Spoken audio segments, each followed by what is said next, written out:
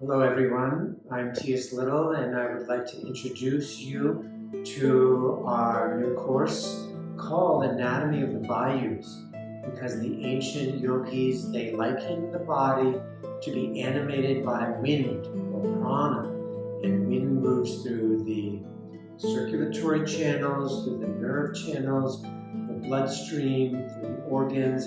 So this class is an investigation of how the wind animates tissue, kind of like the way wind moves through leaves in a tree, or like the way whales breathe when they surface, or the way that the clouds move in the atmosphere. The body is animated by prana. And there are 5 winds. You'll learn how the apana, samana, udana, vyana, they are all interrelated, and yet we can isolate them anatomically.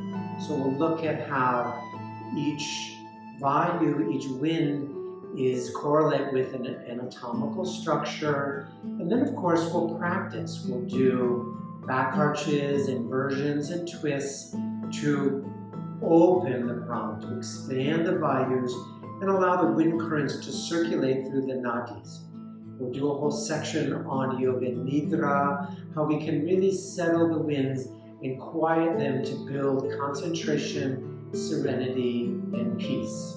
And so of course we'll do a whole section on pranayama. The pranayama is basically working with the inner winds or the vayus. So with my wife Surya, this course is also a therapeutic part of our curricula. So we'll study how the winds get deteriorated or how they are excessive, and we'll use remedies, the poses as remedies, and also touch on diet and nutrition to optimally support the inner circulatory pathways.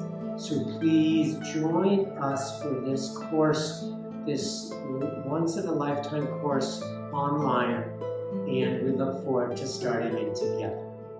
Namaste.